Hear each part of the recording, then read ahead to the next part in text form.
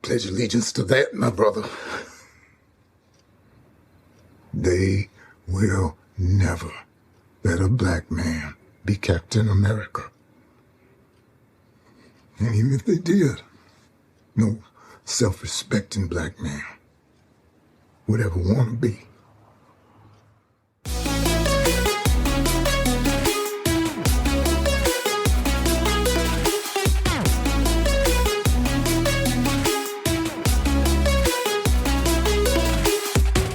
I'm Derek. And I'm the Power Broker. No! You're listening to A Bite of. Oh, where we take our current favorite. No, I'm so scared. Where we take our current favorite pop culture obsession and enjoy it one nibble at a time. Sorry, did I throw you off there? If you're the Power Broker, then I gotta be a hero, and I gotta be shook for a second, but then get back on it. There you go. Just like every hero in history. I'm Bucky. No. Bucky would never introduce himself like that. Boop-a-doop-a-doop-boop. Unless he's talking to Sarah. But we made it. We are in the penultimate episode of Falcon and Winter Soldier. This series is only 6 episodes, but it's been quite a ride so far. As I look back, I'm like, wow, that happened like 3 episodes ago. Yeah. Interesting. It's been a fast 5 weeks. I know. For sure. Yeah. So before we get into it, just a few little announcements like always. So find us on Instagram, Twitter, Facebook, Discord, all of that stuff. You can find the links below in the description of this episode. Also, we are going to be having a wrap-up episode for the season, just like we did with WandaVision. So we need your questions or theories or whatever else you want to send us. They can be MCU related, they can be Falcon and Winter Soldier related, and that episode will come out after the last episode of Falcon and Winter Soldier. So send those in, you have a little bit of time.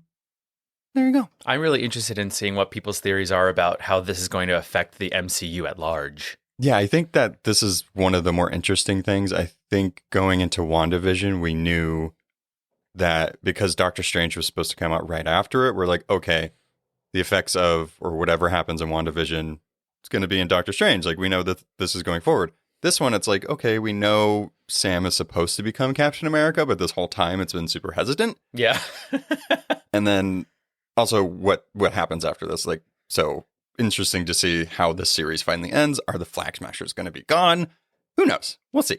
I'm excited. We absolutely will. And before we go forward with this episode of A Bite of, let's take a look back at the last episode of The Falcon and the Winter Soldier. Yeah. So that was episode 4. It was called The Whole World is Watching. And so we learned that the Dora Milaje are after Zemo. Zemo is with Sam and Bucky. Sam and Bucky are after Karli. And John Walker is after all of them. Sam tries to reason with Karli, but Walker ruins it. And then gets his hands on some super serum. And then a final fight scene commences where Battlestar is unfortunately killed by Karli. And Walker decapitates a flag smasher in the middle of a town square. I'm really curious to know if he actually decapitated or just like busted his chest open. I mean, either way. Not great. Gross. Yeah. And hate it. But I don't know. That's just where my brain goes. Because like they showed it in the recap of the episode before episode 5 played. And I was like, they didn't look like it was on his neck. It was a lot of blood. Yeah. Nevertheless. There was no like, never mind. I'm not, yeah. Anyway. All right. So, of course, spoiler alert. Warning, warning, warning. Spoilers ahead. All right. Let us officially take a bite of The Falcon and Winter Soldier, episode 5, Truth. Yeah. So this episode, it's super cool because the title itself, and then after watching it, it's like the title pulls directly from Isaiah Bradley's comic book story, which is Truth, Red, White, and Black. Mm-hmm. So I think that was cool that they did pull that, and Isaiah Bradley does have a really pivotal part in this episode. But also, it's the longest episode yet, clocking in at just a little bit over an hour, including credits. So that was really nice. And I felt like we needed this long stretch and this breather of an episode before the final one. Yeah. And the cool thing about this, and I think Game of Thrones really did this to us, where the penultimate episode is usually like the huge climactic fight scene, and then the last one's like, you know, the breather or the aftermath. Yeah. Like this one felt like it was the end of a movie. You know what I mean? Because so many, Zemo mostly, like it kind of had a conclusion. Yeah. But then as we see, it's leading up to the big one. Yeah, I think this was like a respite not only for the audience, but for the characters in it. People needed to come back to themselves, figure some things out before going forward. And I'm glad that we still have this final episode ahead of us to see what happens next. Oh, yeah. Yeah. I'm sure it's going to be one smashing time. So Crunch, crunch. So this picks up moments after John Walker publicly executed the Flag Smasher. And we see him running and dealing with that. So as Walker is processing what he's done and the loss of his partner, Lamar Hoskins, Sam and Bucky arrive for their long-awaited confrontation with new Captain America.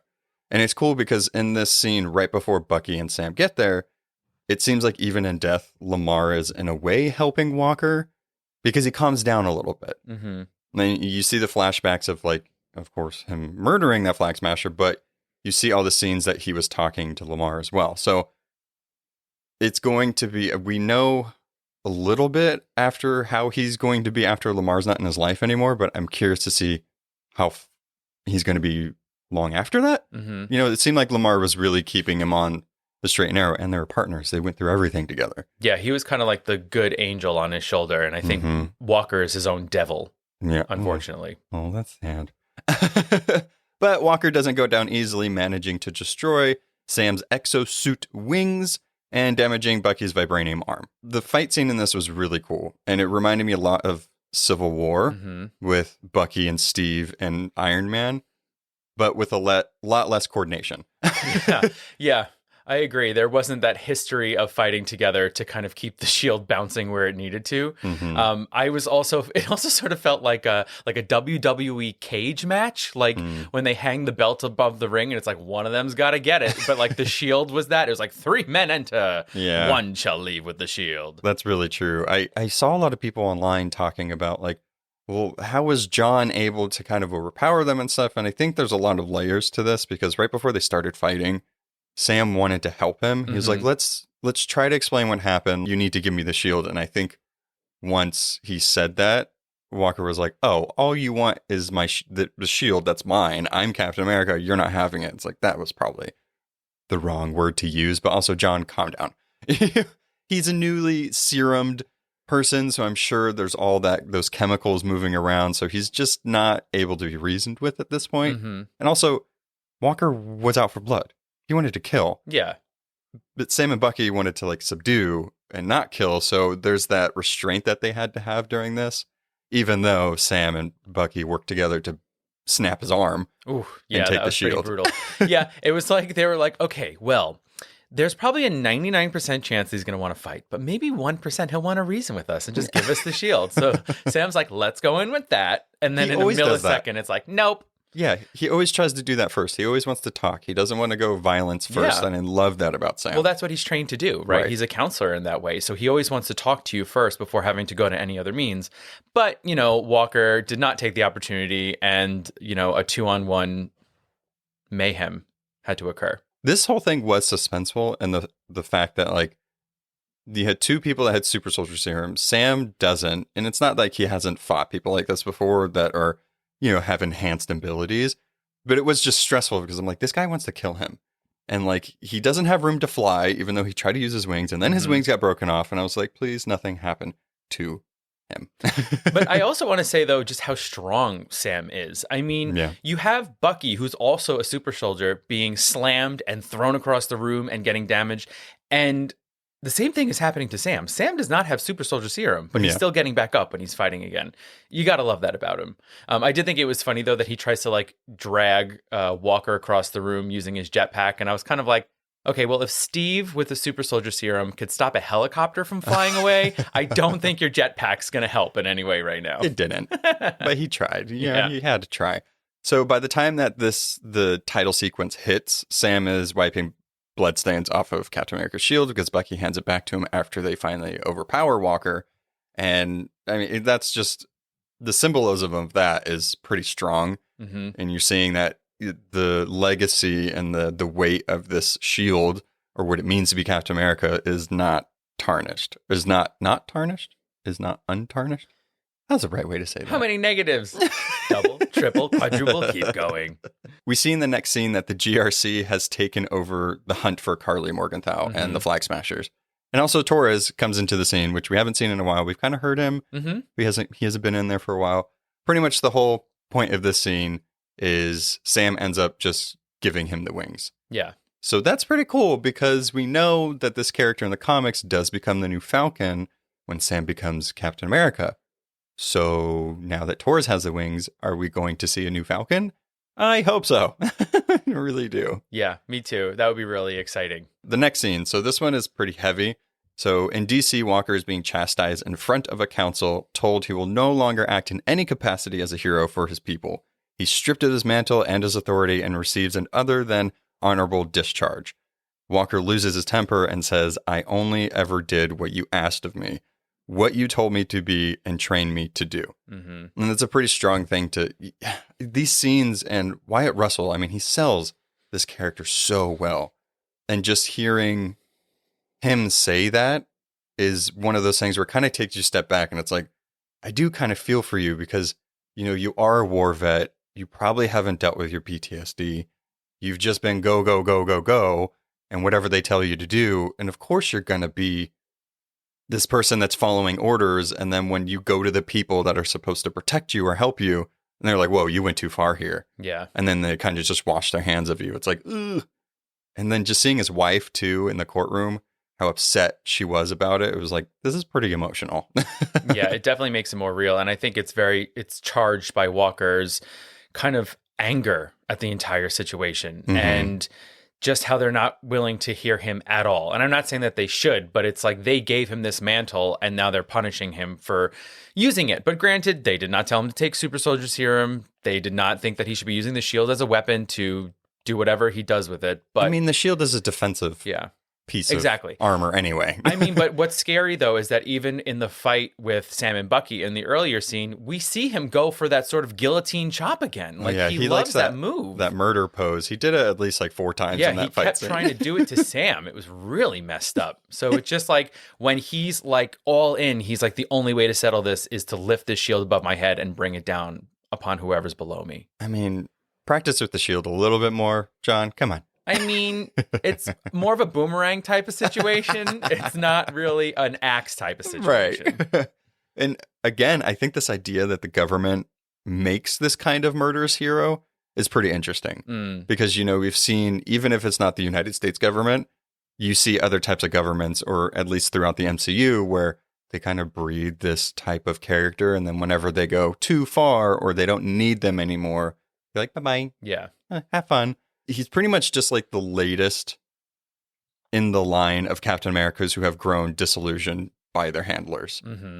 Because even when Steve first became Captain America, he was put on that tour. It became a symbol. It became a show thing. Propaganda for them. Exactly. And then they used Sam just to get the shield back. Like at this point, I'm pretty sure they were like, hey, ask him if he wants to donate it to the Smithsonian. Yeah. We'll just take it. And then that senator was like, when you're making the box for it, it could just be plastic. Don't worry about it. We're just going to take it back. Yeah.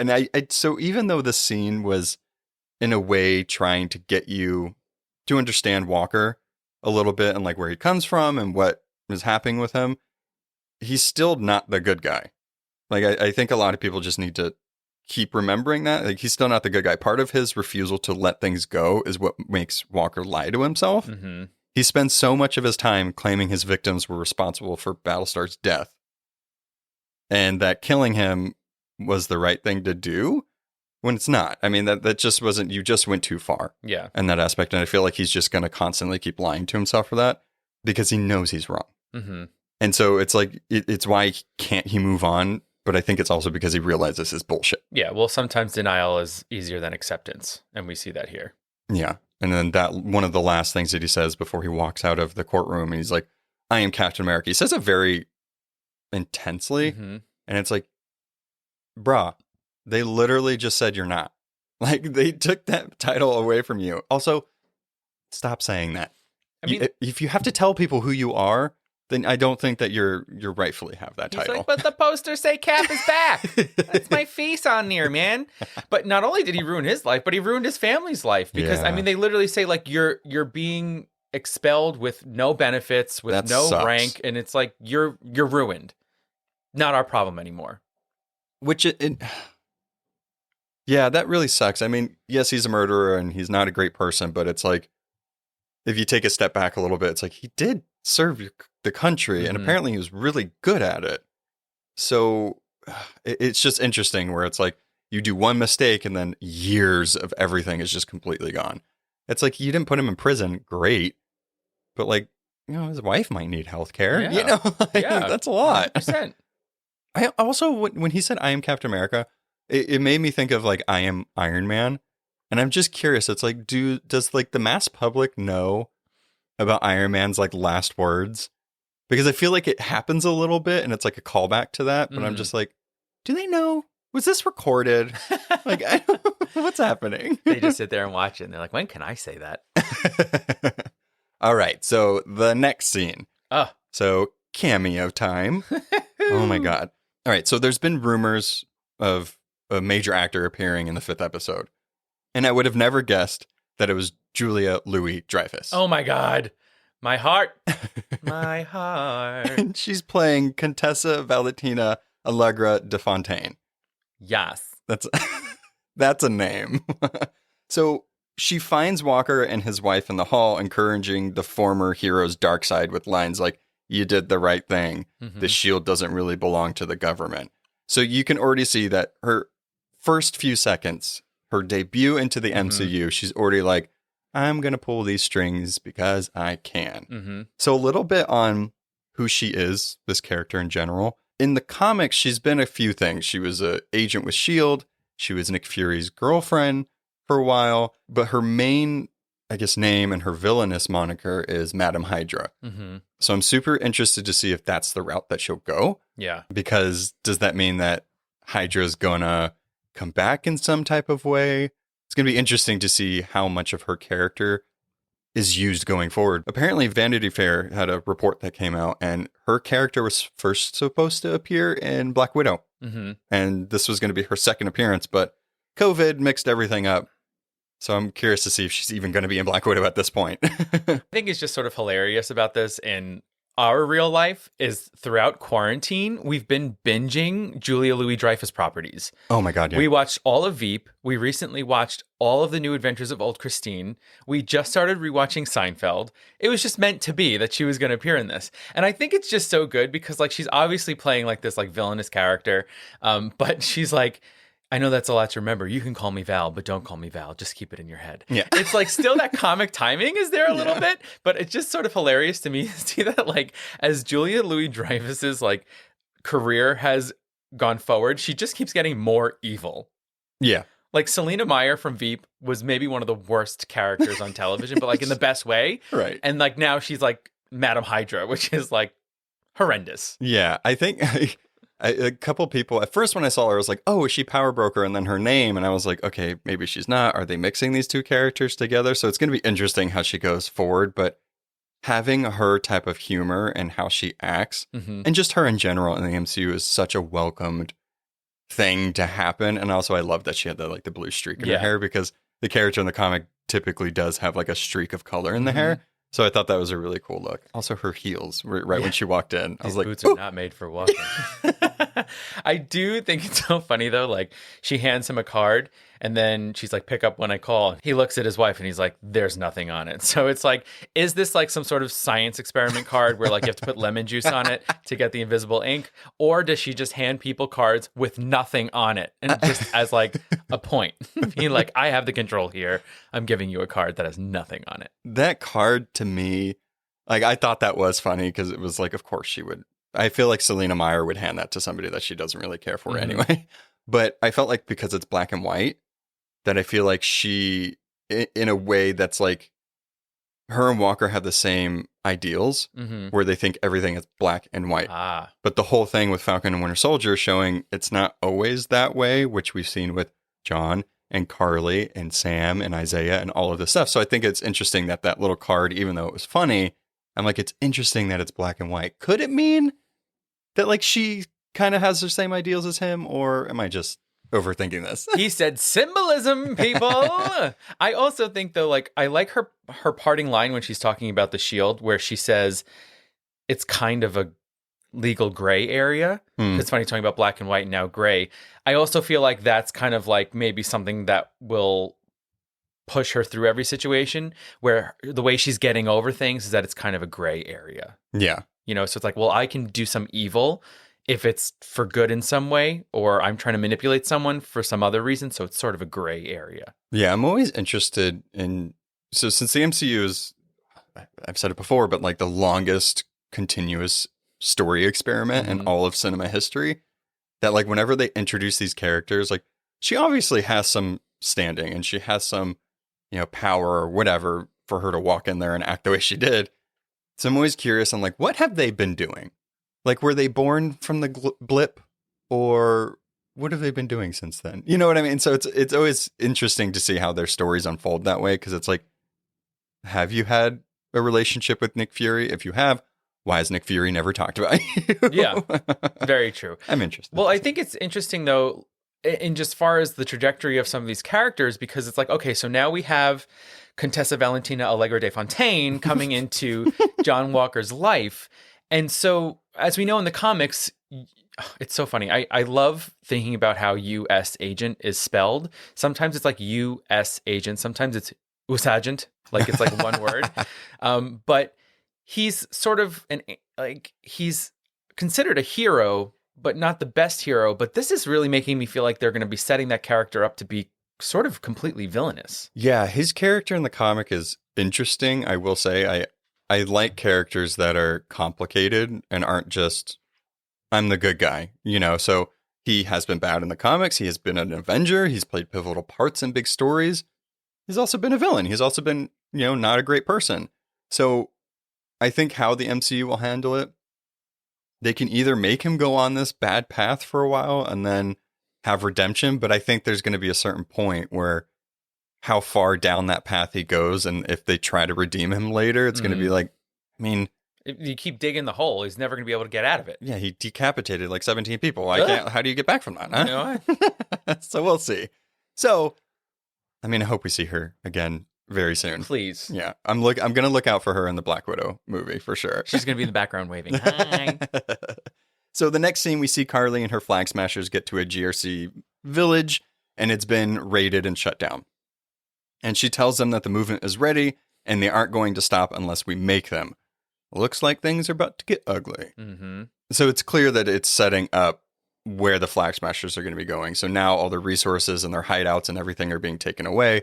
Also, these displaced people are being even more displaced, so it's just fueling their cause. Mm-hmm. Not great. Yeah, she says, like, the movement is ready. I don't know what that means, but... So it is a go.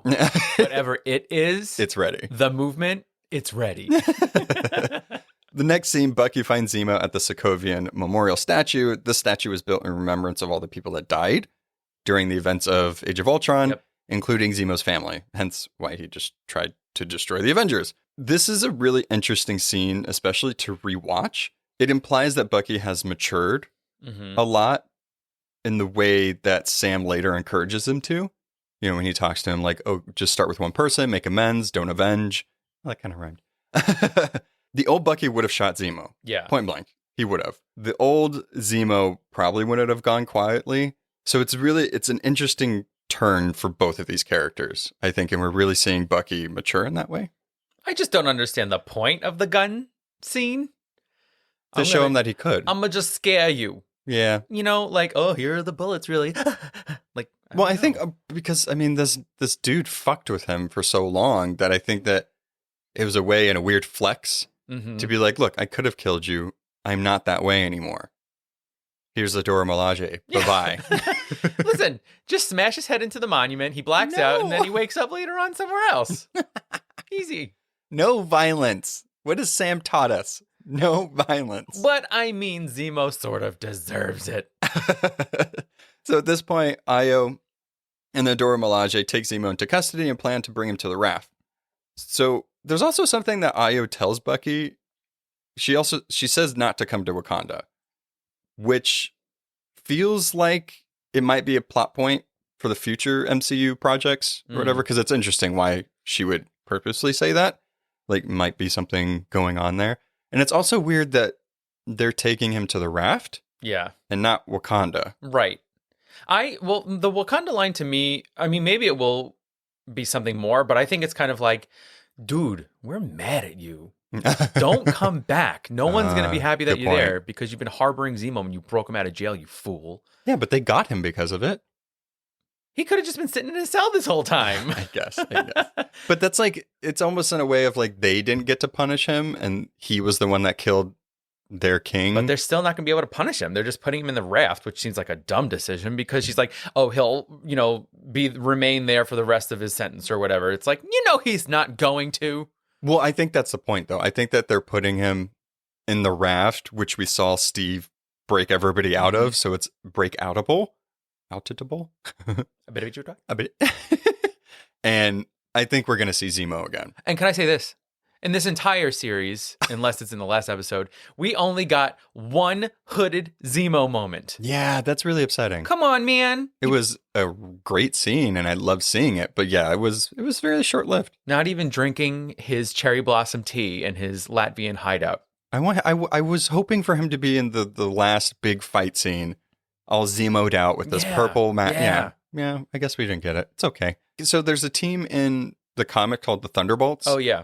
And they're in a way like the Suicide Squad almost, but it's more like villains that kind of want to do good. They don't have bombs in their head and they're going to explode if Amanda Waller doesn't want him to do anything. So it's a little different. And he's been on that team. Yeah. So a couple of characters that have been on that team are being introduced or have been introduced. So I'm interested to see if we would even get a Thunderbolts movie. So that's why I feel like they put him in a prison that could be broken I feel out like of. Maybe this is wrong research, but Bucky was part of the Thunderbolts at some point too, right? Yeah. Well, I mean, Bucky's his past is a little checkered. Yeah. All right. Really cool to see. I know. Now we arrive in Baltimore and Sam goes to Isaiah Bradley's house with the intention of delivering Captain America's shield. But Isaiah does not want any part of that. Isaiah explains during the Korean War, he snuck into a POW camp to save other members of his unit after he discovered that the U.S. government intended to blow up the facility. Mm-hmm. The more that Isaiah talks about why he feels the way he feels, and he wants no part in what Sam pretty much wants him to be a part of, I completely understand. I mean, I can't relate, but the way he talks about it, it's like, okay, this isn't just like, somebody did wrong to him. This is like a culmination. Like this is everything that's wrong with like systemic racism and everything like that. And he was the brunt of that. It's so upsetting to see. After this unit or this faction of the government was forced number of black soldiers to unknowingly become test subjects for new super soldier serum, the government now intended to kill them in order to destroy the evidence. So they're just property at this point. Yeah. And though Isaiah managed to free them, they all ended up dying from lingering effects from that serum. Also fucked up.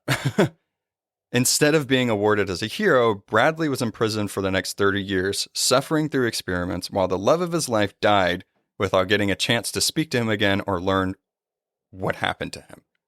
And so this story is interesting and it reflects his comic, Truth, Red, White, and Black. Mm-hmm.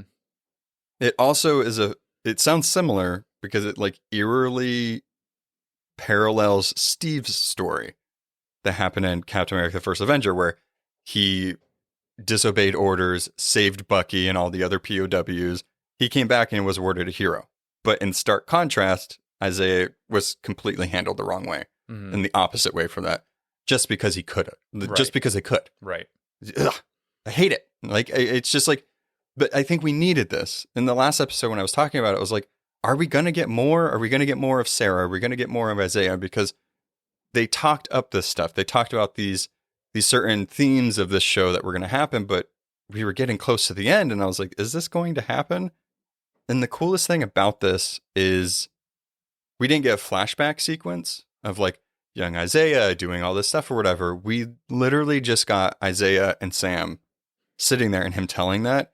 And it was much more powerful and effective than having a flashback action scene. Yeah. You know? Yeah. And I think that you really see how fucked up it is that he was unknowingly given the serum and watched and tested on. And he says something towards the end of the conversation of like, this is what's been happening to us for the last 500 years. You know, this has been our storyline, and it absolutely mirrors what happened to enslaved people in this country when they were tested on to advance medicine for white people, Right. you know, and tortured. And so it was still happening around World War II. He brings up the famous 332. I mean, it's all rooted in the real history of the United States. Right. This story is true, even though it is made Fictional. up for this storyline. It's rooted in such reality that you can't help but wonder, would this have happened?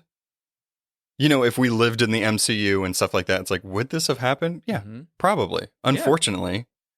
And the fucked up thing about it, and like the government experimenting on him for so long, is they were trying to figure out why the serum worked for him and killed all the other people that had the serum. It's very simple. It's good becomes great, bad becomes worse. You can't find that out by cutting and poking and doing tests. Yeah. You just fucking can't. Yeah. And it sucks that they had to do that. And I think at some level, Isaiah probably doesn't know that. He doesn't know, like, why did it work for me and not all the other people? You know? Right. And I think there's a piece of him that doesn't want to think about it anymore. Yeah. You know, I mean, he was basically erased. He was declared dead. He was able to escape.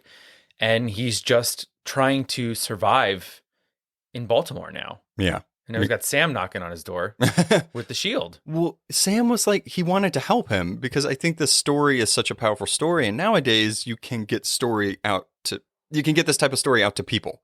You know, there's the internet and there's platforms and stuff like that. And I think that's what Sam was thinking about. And Isaiah brings up a good point, and he's like, you don't think I'd be dead within a week? Yeah. Like, they erased me for a reason. Like, as long as I'm quiet, I'm fine, which is fucked up. Yeah. And it shouldn't be that way. But I kind of have to agree with them. Like, I mean, if these agencies wanted to kill all these people just to get rid of evidence, I'm sure a faction of that same agency is still around. Yeah. You I know? mean, and I think it's really interesting. You know, we had the earlier scene of John Walker in front of the senators, and he declares, "I am Captain America," and they're like, "You're not." And then at the end of this scene, we have Isaiah saying to Sam, "They will never let a black man be Captain America." There are these very solid declarations of Captain America and who it is and what it means to be them. But Sam is still left questioning, what is Captain America? Yeah. And what does that mean? Yeah, he also, in that same line, he says, even if they did, no self-respecting black man would ever want to be.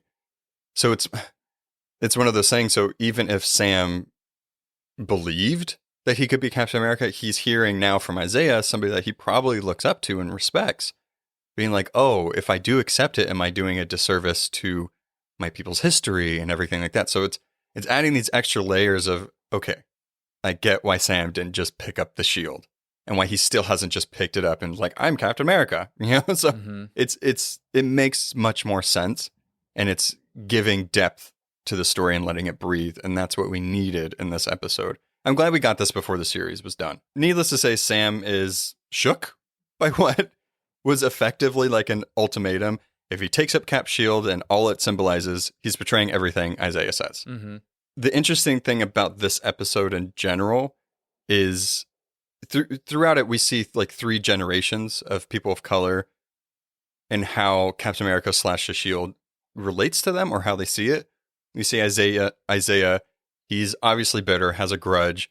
It means terrible things for him. We see Sam, he's hesitant, not too sure what he's supposed to do. But then we see Sarah's kids, they're playing with the shield, they see hope. So it's an interesting contrast between all 3 of those. And they're clear different generations with what the shield would mean. I have to say that, you know, there's the scene later on where the younger nephew is just tracing his finger along the star of the shield. That almost brought me to tears. There was something so moving about that, of a young black boy seeing a black man hold the mantle of Captain America. I mean, it's the truth of seeing yourself represented in heroes. It's a huge deal. It's not a lie when they say representation matters, and good representation, not just bullshit, trying to get money representation, like not all these corporations that like to do the Pride Month bullshit. Like, I mean, it's just, you need good representation because the world is not just white. It's not just cis. It's not just whatever we've been seeing forever. it's different now and people have different voices and people need to see themselves in that. Yeah. So I think it's cool even just the show exists because we're seeing a person of color dealing with what it means to be a superhero. And it's not just, oh, here's a mantle, here you go. Then it's a buddy cop show, so it's good to have these layers and what it really means. And I feel like the MCU is going putting their best foot forward with that. And we'll see how it continues going on. Mm-hmm. So this leads Sam back home to his sister to help fix up the boat to sell it. And Sam decides to call in some favors earned by generosity of his parents. And Bucky even shows up to help and to flirt with Sarah. Wink, wink. How do you feel about that? Oh, I'm loving it.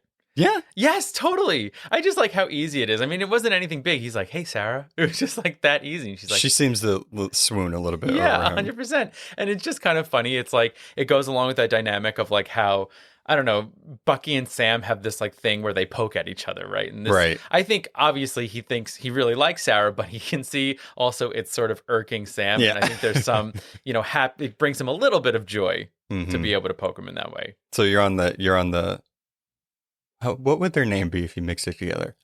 Sucky. Oh, no. No. Shucky? Or no, it wouldn't be Shucky. It would be Bara. Yeah, Bara. There we go. Bura. I'm sorry. Sucky grossed me out. Shame. Or Winter Soldier. Just adding an AH at the end. Yeah. No. The cool thing, though, about seeing this and Sam calling in help with the community is that we get to see, like, this is heroism in small communities. Mm-hmm. So, again, this whole show, the theme is like, what is heroism? What does it mean? Different forms of it. And so we're seeing this. People getting together to help a family business from going under is something that you would just love to see in your everyday life. It does happen. It doesn't happen enough. I feel like communities are still very divided. Mm-hmm. But if we all banded together, we can help fix a boat. We'll help a family's business. Yeah. Super cool. Yeah, love I'm it. Down. So in between these Louisiana scenes, we get a few other scenes. Yeah. And this next one is we see John Walker talking to Lamar's family, lying about how he killed Lamar's murderer. Yeah. Like, why are you gross? Like, I just don't. Part of me is like, I guess I get why he would lie, because what is he supposed to say? Like, no, I just killed that dude because I was mad and didn't go after the person that actually killed your son. So your son's murderer is still actually out there. It's like, in a way, maybe he's trying to give him closure, but it's like, you're still lying. You're lying to yourself. You're lying to them. Yeah, it's weird. It's like he's constantly even trying to convince himself that he did the right thing, that he got the guy. Because he says that to Sam and Bucky when he first sees them. He's like, he killed Lamar. They're like, no, he didn't. And here he is again being like, I got him. But you didn't. So he's so messed up. He's so messed up. Yeah, I mean, he's just trying to rationalize something that you can't rationalize. Because you know it. He knows. That's why he's lying. Yeah. He knows the truth. He's just lying. Yeah, your anger got the best of you and you fucked up. Mm-hmm. Deal with it. But he's not willing to. No, he's not. No. All right, so back in Louisiana, Bucky is sleeping on the Wilson couch, and that makes me very happy because he's not sleeping on the floor. Yay for Bucky. Yeah. And it's cool because right before that, he had told Sam, he was like, okay, my flight, and I'm going to go hotel, and blah, blah, blah. And Sam's like, just stay here. Yeah. And it kind of broke my heart a little bit where Bucky was like, is that okay? Like, because he knows he's an assassin and he has nightmares. But Sam is like, no, I trust you.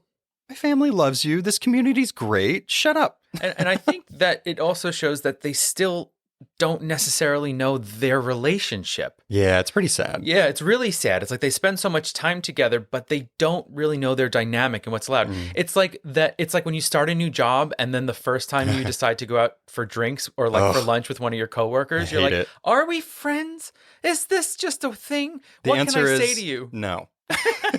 Not yet. I have some very good friends at work, but it did take time. Right. These two have traveled the world together. Well, right. I mean, that's a little different. You also like stopped the end of the world multiple times. Yeah. I mean, no, but when you go out to the first one with a coworker, y'all friends yet? You need to like. I don't know what to tell you about my life. What's appropriate, stranger? Well, right. It's like, this is off topic, but it's like, is HR involved in anything that we say? Because technically we're off the clock. But then could you go back and be like, this guy is weird? Yeah. Or like, I mean, coming from being a gay guy, like there's always like that, hello, new person I work with now. By the way, this is a picture of me and my partner because I am a gay. Like, please don't be mad at me or hate me. Thank you. Yeah, being a person in the LGBTQ community, you have to come out all the time. Oh my God. Yes. Every single day. It is so tiring. Like, your wife, yes, he is. Oh, try planning a wedding. You're like, our photographer, they're like, so here's the form you have to fill out. There's a bride column and a groom column. So I was like, all right, I'll just put my name in the bride column, I guess. I'm glad that you took that I don't care, but it's just like, it should say like spouse 1, spouse 2. Yeah. Or whatever. I mean, I agree. Guys. All right, back to the show. So between all the shield throwing, beer drinking, boat fixing, and heartfelt conversing, Sam and Bucky begin to come together as a real partnership. Mm-hmm. I feel like just like the Isaiah scenes where we needed that extra why, or we needed to see where that story was going.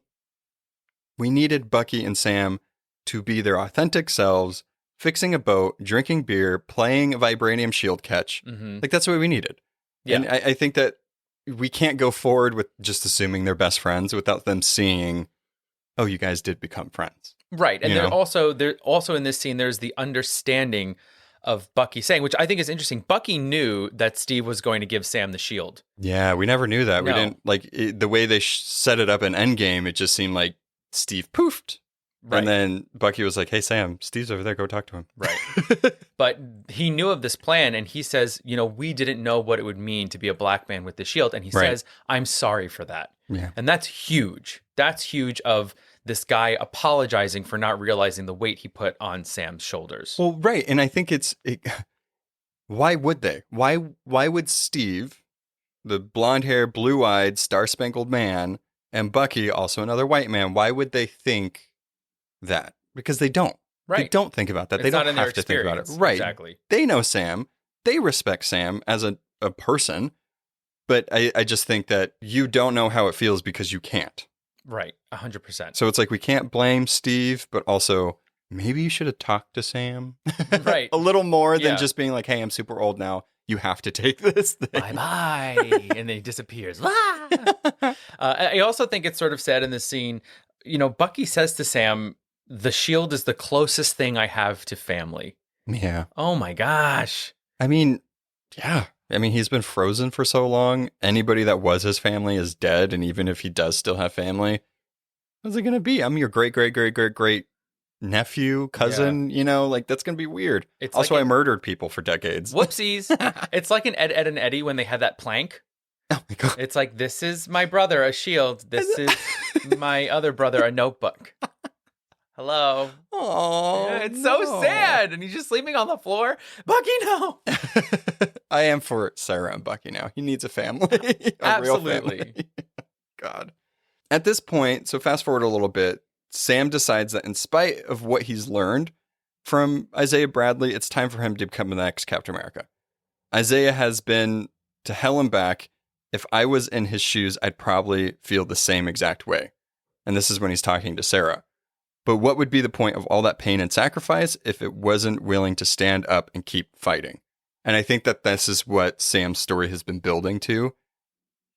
He needed to know the history. He needed to know what it meant to take up the shield for him to make the decision. Not Steve to make the decision for him. He needed to make the decision for himself to be this symbol, to be the new Captain America. And it was awesome. I think that he had time to think about it. And I think now there's a difference between living back then and going through all that stuff and how people's minds just kind of are, and being here in the now. You can process that. You can realize what happened in the past and how are you going to change that going forward. Yeah. Like if he doesn't become Captain America because of what people did to Isaiah Bradley, that's making the people win that did all that stuff to Isaiah Bradley. Right. And does that mean that it can continue to happen? Exactly. You know? Yeah. All right, so then we get an action movie montage that we didn't know we needed. Oh, we needed it. There's running, there's flips and shield throwing, and near decapitations. Oh my God. And there's push-ups and there's running with his nephews. Yeah. Listen, you cannot be Captain America unless you throw your shield real hard, can do a double twisting somersault, land perfectly, and get the shield when it comes back. I mean, true, because you need to throw the shield, dodge whatever projectile that person threw at you, and then catch a shield again. Heck yeah. I get it. And I also just want to say again, this man does not have super soldier serum, and he's kicking ass, man. I did like how it showed him training with it and trying to, work with it and learn how to use it. And I wonder if it is easier with super soldier serum. Like, I'm sure catching it and getting hit by it hurts a little less. Yeah. But throwing it, you know what I mean? Like, you have to be a little strong to throw it and then for it to ricochet back. So I think we needed that. That way he wasn't called like a Gary Sue character or whatever, just like Mary Sue. But we saw him training with it and we saw him getting used to it because he's going to take up this mantle. He needs to learn how to use it. Unlike John, all he knows how to do is just smash it on people's faces. John, 2 questions. Where did they get all that padding for the trees? I mean, the boat. The boat? What? I don't know. And 2, what happens if he misses the part of the pier over the water? He has to go swimming and get the shield? Oh, yeah, when he threw the shield randomly at one of the poles of the pier. Yeah. I mean, yeah, he would have to go get it. He just gets a big net. Imagine if he's just like, well, that's the end of that story. It's in the ocean. It's just like the heart of the ocean in Titanic. Yes. Bye-bye. But, we can't forget. We haven't talked about this yet. Bucky gives Sam the gift. A mysterious box from Wakanda. Is it Sam's new cap suit with vibranium wings? Oh my gosh. I hope so. So beautiful. I'm so excited. If it is the costume that I'm thinking about from the comics, and it's like the red, white, and blue, or even if it's just white and red, but it's like vibranium and it's like Wakandan and amazing. Oh, can't wait. So excited to see. But also, what's in the box? Why are you waiting to... Why... WandaVision did this. They teased her costume in the second to last episode, and we didn't get to see it until the very end, which I was like, are they even going to show it? This one, they're doing the same thing. Oh, yeah. They're making us bust. They teased the final costume. We just want the costumes. I feel like these shows are setting it up because you know how the Marvel movies, it's like end credit scenes are like a staple for Marvel. Mm-hmm. It's like now the TV shows teasing the final costume. The episode before the last one is a staple now for the shows. That's how I'm thinking about this it. This is it going forward. You must deal with it. All right. So next, we're out of Louisiana at this point. We meet up with Karli and her crew of Flag Smashers as they prepare for their final move to take down the GRC. The council is set to vote on the Patch Act, which aims to relocate refugees displaced by the blip. So their plan, these people that are supposed to help all these people, is to take refugees, which if you know what a refugee is, they're people leaving somewhere from either violence or poverty or whatever to seek asylum or a better life somewhere else. So their plan is to take those people again and place them somewhere else or back in their countries. Right. Well, I think what's messed up about this and what Karli is so infuriated by is that the whole thing was that when the blip happened, the borders fell and people could go anywhere to help and start a new life. And so people now for 5-6 years have put in roots and have jobs. Right. And now they're like, well, you're not really from there. You have to go back to where you were. And what does that mean for families? Like families that came from the blip. It's like, you went to France and you were in London or whatever, and you found a family, you whatever. And it's like, okay, so is the GRC going to take one half of that family and put them back where they are? Like, it is fucked up. And you can't help but I get it, Karli. They suck. I completely agree with why you're upset here. 20 million people, they say. That's a lot of people. That's a lot of people. That's a lot. That's like double New York City, right? Oof. I think. That's a lot of people. Yeah. So the Flag Smashers traveled to the States for the first time, meeting with French LAF mercenary Batroc in New York ahead of the vote. So Batroc, the Zeleeper, is supposedly interested in taking down Sam in retaliation for the Falcon thwarting the LAF's plans at the beginning Mm-hmm. of the show where they were trying to kidnap that government military liaison. But early in the episode, Sharon called him with a new job offer. So, if Carter is in fact the power broker, which seems much more plausible by the episode, it's possible that Batroc might be planning to double cross Karli. Mm-hmm. Because it doesn't make sense from a story standpoint. Because if Sharon is power broker or working with power broker or whatever, they wanted to stop Karli. Sharon even wanted to stop Karli for the super soldier serum and what they've done. Right. So why would they help Karli at this point? It just seems a little odd. Like, why would you help them? Because what do they gain from taking down the GRC? You know? Yeah, I think that she is going to try and double cross Karli. Mm-hmm. I think Batroc is just a pawn in her plan. Right. So, or he has his own motives. Right. Which I think she's aware of, but I think she knows she's doing something else. Mhm. Something that I thought was kind of interesting was that at the end of the scene, so Sharon is seen in her apartment again in Mandrapore, surrounded by all of her stolen paintings. And a bunch of goons. And a bunch of goons, yeah, people in the background. Yeah. Goonish folks. But the painting that they zoom in on at the end is Monet's Woman with Parasol, or The Stroll, and this was painted in 1875. I just did a little research. It's a painting of his wife. And Monet's wife? Yeah. And it's adopted an unusual low viewpoint. So the artist is looking up at his subject. This has the effect of increasing Camille's import as she fills the upper parts of the canvas, giving her an almost iconic feel. So that's from ClaudeMonet.com. So it's interesting that they zoom in on a painting where his wife is seen as an icon. So it's like this is Sharon rising to power in some way and having power, you know, as represented as the woman in this painting. Yeah, I think, it's such... Sharon's character, even though she hasn't been involved too heavily since, like, episode 3, Mm-hmm. I think has been one of my favorite stories in this. I mean, I love everybody's story, but it's just so interesting. Like, what is their point in not explicitly saying Sharon is a power broker if she's not the power broker? Right. Or if she is, what is that reveal going to be? Because I feel like then that would reveal on why they haven't done it is what her ultimate plan has been. Yeah. And now add Batroc into this, which does want to kill Sam, supposedly. So you have that wild card with the Flag Smashers. There's just so many, like, everybody has a different motive, Yeah. but they're working together. Yeah, I don't know. It just seems like she has a lot of power and she's like brokering a lot of deals. Did you? Oh, like the name, Power Broker. You got it. You got my joke. Oh, but no, that does make sense. She is brokering deals. She brokers paintings. Oh, man. Hello. Solved it. There Maybe you it go. wasn't just a joke. Maybe I know what I'm talking about. Probably not. I think it was a joke. It worked. Yeah, I'm really interested.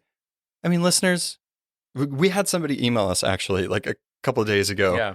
And they said that, you know, they love the show and they've been listening to it, but they don't think that Sharon is the power broker because at the end credits, you see, you know, names filled in with, you know, whoever they are, and power broker is the only one that's not. Mm-hmm. That is interesting, and I didn't notice that detail. Good looking out. I mean, Marvel fans are crazy with looking out for little details like that. But if they also aren't revealing the identity of it, they wouldn't do anything in the end credits. You know, so yeah, right. That's true. I think it's interesting. I'm curious if we don't find out who the power broker is at the end of this, it's going to be annoying. Yeah. It's going to be two people. One has power. One is broker. They together are power broker. It's Contessa, Lady Fitzwater Juju, Val, and Sharon. Yep. They make power broker, which I'm not mad at that team. Val Sharon. Val Sharon. Jean Valjean. All right. Flame is. Oh my God. So in the episode's final moments, Sam opens up that box from Wakanda. And while it's not clear what's in the box quite yet, pretty sure it's a suit, the look on Sam's face, it clearly seems that Shuri cooked up something real nice in her Wakanda lab. Because he does kind of get like, ooh, hello. Maybe we'll have a new and improved exosuit made of vibranium. Maybe not. Let's see. Maybe it's just Red Wing. Maybe Red Wing's back. Oh, I mean, It's an actual bird this time. guys. Oh, he just flies out. He's been in that box for days and weeks. It's like they've literally been breaking the Falcon apart. Literally, they destroyed Red Wing. He got his pack blasted. They ripped the wings off of it. They've dismantled his mantle as the Falcon, so he can take up the mantle of Captain America. So, what is in the box? Is it a mix of the two? Is it just one? It's just some flowers and chocolate. That would be nice. Yeah. Delicious. I did want to point out, too, so after Howard Stark from the Captain America movie gave Steve Rogers a shield built from vibranium, which was probably stolen vibranium, let's be real with these people, it's nice that if what he's getting is the vibranium suit and everything like that, that it was a gift from Wakanda. It's almost like the people that had their resources stolen in a way are being like, we give your blessing. Yeah. Use this stuff. You are Captain America now. But also, like, who told them?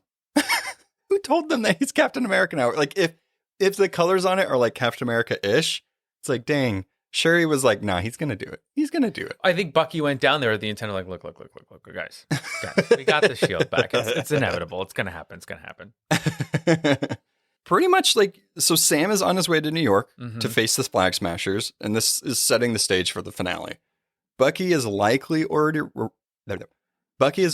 likely heading back to the Big Apple, hopefully heeding Sam's advice to provide closure for at least one name on his list, which is most likely Yuri, which I'm not ready for. I don't want to see that. Yeah, it's going to be tell him. It's going to be so upsetting. There's also a chance that Torres will join the fight, I'm hoping. Yep. I'm hoping Torres comes in because we have Batroc, the Flag Smashers, Power Brokers doing something. We have the Council, we have Sam, Bucky. They're all meeting at this point. It would only be fitting also that if Sam comes in as the new Captain America, we also get the new Falcon. Yeah. That would be amazing. And things are now heated up, right? Because the Flag Smashers have infiltrated the GRC. So there's like some sort of hostage situation that's happening. We're going to need all our heroes on the job. It seems like this last episode is going to be action-packed and amazing. I'm super excited for it. Something that drew my eye the last time we watched it, we watched this a couple times. Obviously, we have to take notes. So in the council room with the GRC when they're about to vote or whatever, and they turn off the lights and the screens behind them get all glitchy, which is weird. Why do the screens get glitchy if they turn off the power? What if Zola, and this is just really stretching here, I'm just trying to cover all of my theory bases. What if Zola, if you remember Zola from Captain America Winter Soldier, you remember him from the first Captain America, he's the guy that Tommy Lee Jones ate steak in front of when they captured him. And then he later transferred his consciousness into computers. So what if he's also involved in this?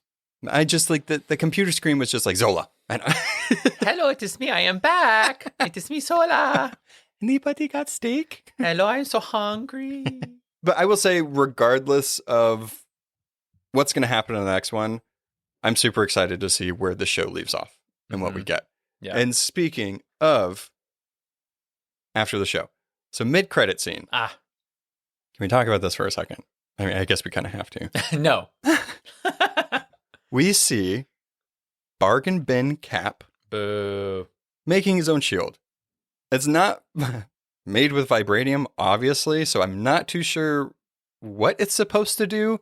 I mean, it's just like a circle pipe at this point. Like, what are you going to do with that? He's like, I took shop in high school. I know how to do this. I want to say this is probably one of the worst MCU mid-credit, post-credit scenes because it just, we didn't need it. I would have even liked it if it was a different shape. Like, it looks like he's just replicating the Captain America shield. Well, yeah, for sure, because he's delusional and he thinks he is Captain America. Give us something different. I mean, he is putting like one of his Medal of Honor pieces there, but I don't know. Nothing. Use your imagination. Be creative, John. You have a whole opportunity here. The Countess is behind you. I do want to say that this really felt like a really bad audition tape for a crafting competition. But I'm also here for it. Like, I want to see the MCU characters go on making it with Leslie Knope and Nick Offerman. Oh, yes. If you haven't seen that show, you need to watch that show. I like how it's so Leslie funny. Knope, the character, and Nick Offerman, the actor. Amy Poehler. I live in a fantasy world and you can't get me out. Because he's living In a fantasy world. There we go. Yeah, I mean, big episode. We had a lot to talk about. I'm sure the last one we're going to have a lot to talk about. Remember, we got that wrap-up episode coming out. Send us your thoughts, your theories, your MCU questions, Falcon Winter Soldier questions, whatever you want to send us. Send us your theories. You Please. sounded like Mona Lisa from Yes! Parks and Money, please. Yeah. No episode is complete without a special segment, and it's another edition of Bird Facts. This time around, let's talk mounds. To be Like the candy? No. Okay. To be even more specific, mounds from down under.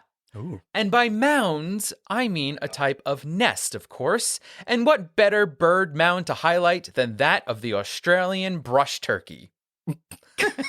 I'm so confused right now. This bird can grow up to almost 2 feet in length. It has a red head, black and brown body, and a vibrant yellow wattle. Remember wattles from last week? Yeah. During courtship, male Australian brush turkeys will use their strong legs to kick and build large mounds made of ground materials such as leaves and branches.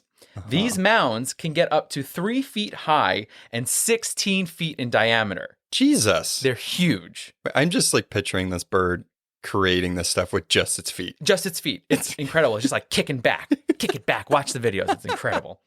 So once a female chooses her male, usually by the size of his mound, she will lay about a dozen eggs. Sometimes, if a mound is uber special, more than one female might lay her eggs there. Whoa. Mm-hmm. Like, you got that hot mound, everybody wants that mound.